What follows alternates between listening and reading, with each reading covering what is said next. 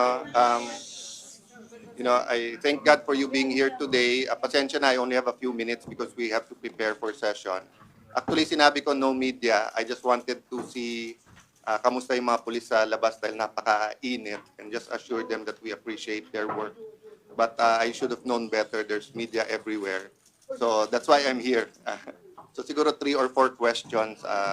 Transparency is part of the new majority. So I'll try to answer the questions to the best of my ability then need na mag-session. Ayan. There's a resolution coming from the minority seeking Senator Goto to voluntarily surrender to proper authorities. Yes. May konting kabastusan yung resolution because so although the Senate President said his piece yesterday, so far ang sinasabi ng dating Sergeant at Arms at ng NBI Director is that nakita niya yung warrant at coordinated sa kanya. Kaya makikita niyo po, nakakalat ang mga agents all over the Senate yesterday. This is the first time that happened. Hindi po excuse yung akala mo hindi dadating.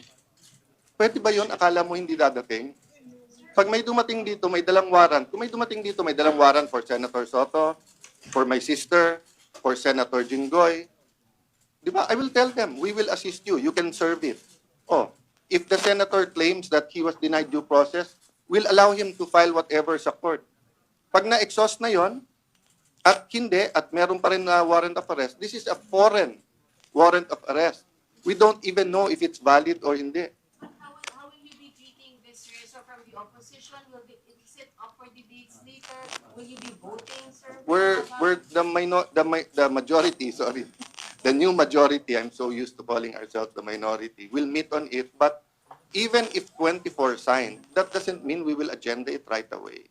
Diba? But sa akin yon, ang pakiusap ko lang, ako, I tried my best. Diba? Nakita niyo naman speech ko, yung pakiusap ko yesterday.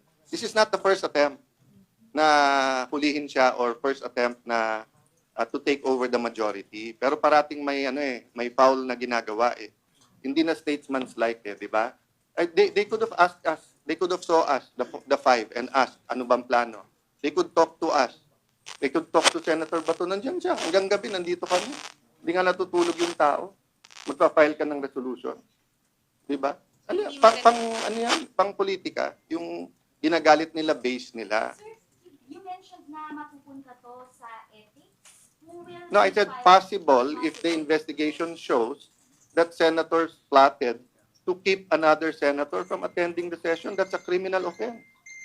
Diba? I agree with everyone who's saying, na mabigat ang hinaharap natin sa ekonomiya natin. Inflation is so high. Farmers, logistics, lahat ng transport, hindi lang sa tricycle, taxi, jeepney, bus driver, including yung mga nag-aantay ng pagkain ito, pati yung mga multinational na it's not easy to import, let's say, medicine and get it to all the islands of the Philippines. Doble yung logistics mo dahil gasolina o crudo or ano din ang gamit ng mga vapor. Tapos yung diesel din ang gamit ng mga truck. So we want to shift to that. But sila ang stop sa hindi na sila mag-join. Your preliminary initiative. We'll discuss with the majority. But bunso sa natas ng akin, damdaming kanina yun, nakita ko lahat ng polis. Diba? Nakawawa naman yung polis. They should be manning their phones. They should be at least not exposed sa araw, bringing those heavy gears. Diba? Pero we're creating this kind of situation. But in your preliminary investigation, sir, may lumalabas ba na may active plot para arestuhin si Senator Bato ng Monday? May active plot para arrestahan. Ang sinasabi na alam at ang Are you aware also? Because Cayetano Cities was apparently aware. Kaya nandun daw sa sasakyan ninyo. I think my sister will speak about that. Ako natural aware ako, nagsalita ako doon at sinabi ko that he's coming into the Bilikin mo kay mama. Kaya Doon sila sa gulat bilikin na mo. dahil every time na magpapalit, gumagawa ng paraan at takutin siya na huwag pumunta dito. Sa ngayon nakakita, nung wala dito, no work, no pay, nasaan ka, magpakita ka, mag-resign ka na lang kung ayaw. Nung nagpakita, huhulihin mo. Ngayon na nandito na, gusto mo namang isuko. Pero sir, nakita nyo ba so far sa preliminary investigation nyo na may active plot from your colleagues na ipa-aresto? I don't wanna go beyond what I said already because I'm gonna meet the majority. I'm gonna look at all the reports. Basically, inulit ko lang yung sinabi ko ngayon, yung sinabi ko sa podium yesterday, di ba? Nung nagsalita si Senator Soto, sabi niya, ganito, ganyan, binasa ko yung sinabi ng Sergeant at Arms. Sabi ng Sergeant at Arms, hindi. Not only 7 a.m., 2 p.m., pinakita pa rin sa inyo. Di ba? Sinabi po ng NBI, sir, makakapasok ba lahat ng agents, nandiyan ba silang lahat kung hindi pa pumayag si SP? Pumayag si SP. So, hanggang dun lang muna ako, di ba? I'm just saying that we're trying to shift to the bigger picture, which is the spiritual, financial, economic, social well-being of our country, not only the political. Oh, but what is the other side doing?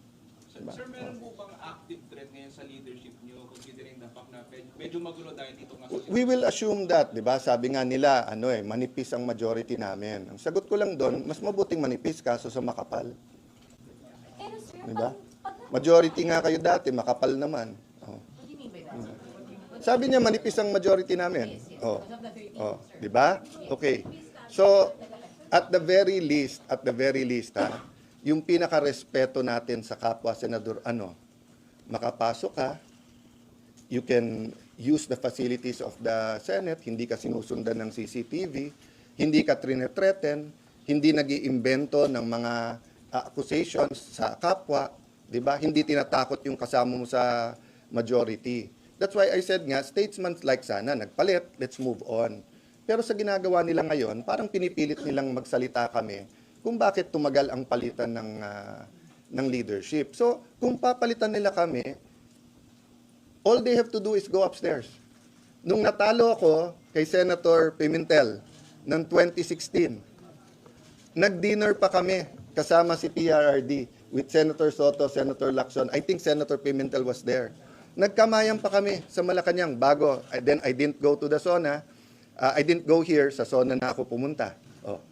Nung nagpalit at naging Senate President si Senator Subiri, wala namang problema eh. Nung umakyat kami ni Senator Escudero, pinakita sa kanya, mga boss, may pirmahan. Yakapan pa kami. Siyempre may konting sinong bumaliktad, sinong ganon. But yun, private lang yun. Diba? So, nung pumalit si Senator Soto, ang umakyat napaka-close pa sa amin. Umakyat kay Senator Cheese. O siya pa nag-oath eh. O. So, before the break, alam nila may hawak akong 14. Hindi dapat ako. It was someone else. O. Anong ginawa nila? May ginawa sila. Para hindi kami umabot ng 14. O. So, ngayon, choice nila kasi hindi namin sila atrasan eh. Pero sana isipin nila yung mga pulis na sa labas. Sana isipin nila yung oras nyo sa news. Would you rather be reporting on inflation, on tourism, on gas prices, diba, on education, on the super El Nino? Or would you rather keep talking about Bato? Diba? Wala naman sine si Bato eh. Hindi naman box office yung kay Bato. So may legal issue. So let the court decide. Can't we move on from that? Sir, categorical Diba? lang. What will you do with the resolution of minority? Will you allow it to be taken up later? We're meeting right after with the acting majority leader. Pero sir, meron bang threat sa leadership niyo? There's always a threat. Kaya lalong ngayon na mainit ang politika, and I'm ready at any time. I didn't ask for this. If natuloy yung ating palit ng leadership bago nung break, hindi ako ang Senate President. Kung hindi ako tumulong kay Senator Cheese, hindi din. I don't want to discuss na yung each and every member nga. Kasi nga, let's face it, di ba? 24th ang aming senior citizens. Bakit ang DOH huli na naman? Di ba may southern at northern hemisphere pagdating sa flu shots, patapos na yung isang hemisphere, papunta na dun sa kabila. Hindi pa tayo nakakabili. Masasabi mo ba sa senior citizen na nagka-flu, tapos nagka-pneumonia, namatay? Masasabi mo ba, sorry, kasi we failed sa bidding? Di ba, guys? Sir, sa process lang, kapag po nakita sa investigation na yung some of your colleagues are involved in the plan or plot to arrest Senator De La Rosa, you will file an ethics complaint? Two things. One, that's up to Senator Bato dahil siya naman ang involved. Ako, I'm more talking about the institution. sometimes, if it's more political action, it's better just to let it go and to be statesmen and stateswomen, di ba? Yung parang, okay, that's part of the game. Medyo may konti kang siko, konti kang sipa. Sige, pero no harm, no foul. No blood, no foul. Di ba? So we want to move there. We want to talk about real issues. Di ba? So let me stop there, guys, kasi I'm sure I'll brief you then by the end of the day. Yeah, last question. Last question. Na kayo po ang kumausap kay Senator Bato na magpunta rito yung Many people have been talking to him for the longest time. And as of Sunday evening, ang alam namin hindi siya dadating. Pero nagkausap kami ng Monday morning, then he told me that he's around. And then we made the arrangement for him to get here. And that's obvious because nung nagsalita ako, di ba? Sabi ko, we have 13 and Senator De La Rosa will come in. That's why nagulat ako nung pumasok na humihingal, tumatakbo. Kasi sabi ko, you don't have to come in dramatically. Yung pala, hinahabol na ng mga ahente ng NBI. Let me stop there, guys. I just have to do some work. Tapos, yeah. Senator Pia will speak about it, but I will tell you everything because there's no crime. Di ba? Ang mag-hitch ba ng ride ngayon, bawal na? But the van is yours. I don't want to preempt yung speech ni Senator Pia, but later on we'll answer all the questions. Thank you, guys.